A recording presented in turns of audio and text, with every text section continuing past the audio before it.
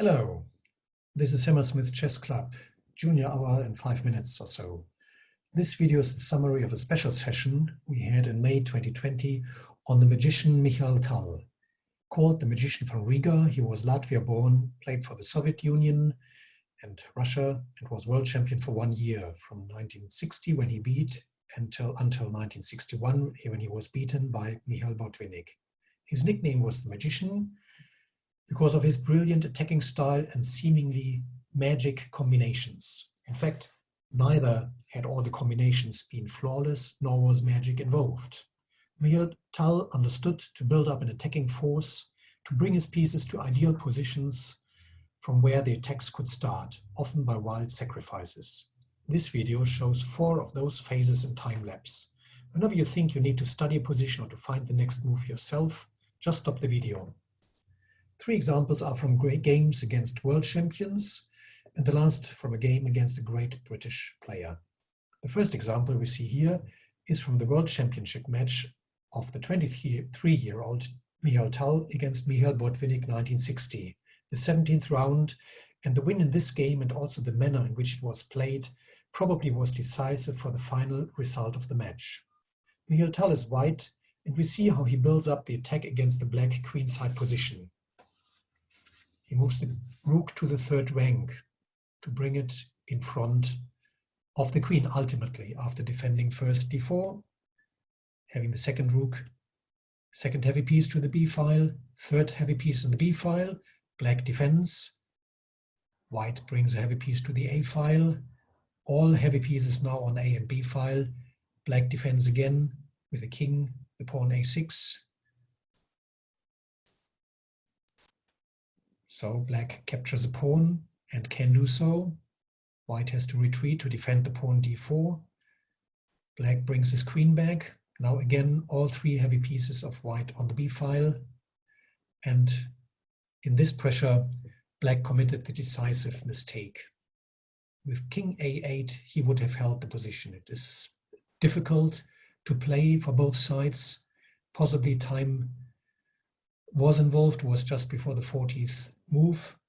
The big mistake was queen d5.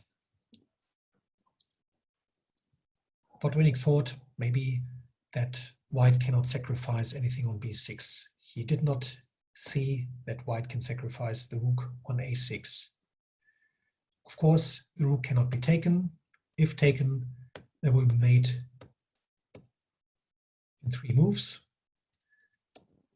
So the rook cannot be taken, the king has to retreat, and now comes the silent move queen a4. After that, mate is not possible to prevent. Rook c6 can be taken directly because of the pin, and if the rook goes away to offer an escape path for the king, well, there is no escape path against the queen. Mate on b6. The second example shows a game against Tigran Petrosyan, world champion from 1966 to 69. The ever-cautious Petrosyan as black here underestimated the attacking potential and thought that after e5 and bishop e5, he could easily exchange a knight against the attacking bishop. How mistaken he was.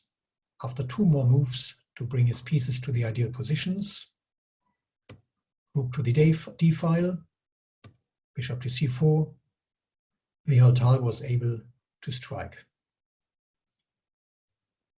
Knight g5 check. Knight is taken, but the h file is open. The h file is open for the queen. Next move intended queen h4. So knight d7 in order to prevent, well, not to prevent queen h4, but to protect the queen entering h7. Of course, the knight can be taken. The second sacrifice, if bishop takes, then, and that was the game continuation, bishop takes on f7, the 3rd sacrifice. And now it's not a perpetual check, knight f7, knight h6, knight f7, but indeed white just wins a piece and mate after rook e7 or queen h5 check is unavoidable. Just to show that taking on f7 with the queen would have not prevented white to mate on f7, on h7. The third example shows a game Mikhail Tal black against Boris Spassky, world champion from 1969 to 72. Here we see that most of the pieces on black are already directed against the white king. However, black was cautious to involve his last piece into the attack with a rook move to the 5th rank. Only after this, Mikhail Tal was ready to strike with a typical bishop sacrifice on h2. Check with the rook, bring forward the knight, and there is no way to prevent queen h4 and mate. Actually here, queen h4 comes with a check after the rook is sacrificed on h1. And mate. Or going back, not f3, but bishop f5, same principle, mate by the queen on h1. The last example is from the late period of Mikhail Tal, when he beat Englishman John Spielman, who at that time was ranked number 4 in the world. Yes, it is the same John Spielman who played an online simultaneous exhibition with our club members just a few days ago. In this game, Mikhail Tal again purposefully built up his attacking forces before striking with a knight sacrifice. See how he built up especially the heavy pieces. Queen e2, rook a3, 3rd rank. We had seen this in previous games already. Okay, black exchanges off one bishop, the rook to the open file,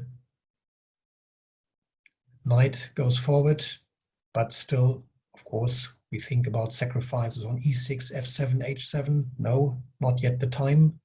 First to defend d5. Black offers an exchange, of course, white refuses.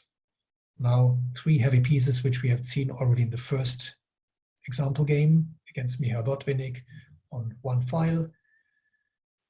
And only now the sacrifice comes.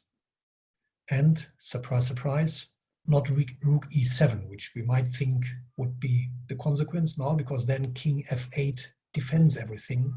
But the rook moves to the other open file, rook b3. Queen has only 1 square to go, is now out of the game. And now comes check on e6, and the rook is on b7, on the 7th rank. It's much more effective, because now the bishop can enter. It cannot be retaken because of queen f7 mate. So knight g8 to defend e7. And now the second rook goes to the attack, to the f file. Even bishop f6 doesn't prevent that. The rook goes to the f file. And now e7 can be taken, because white can easily convert into a, well, one endgame, respectively, into a final mating attack on the 7th rank. Well, there are so many games of Mikhail Tal. Go to databases, replay the games, have fun. Find out that it was not magic, but good preparation by Mikhail Tal and a sense for the right positions of the pieces.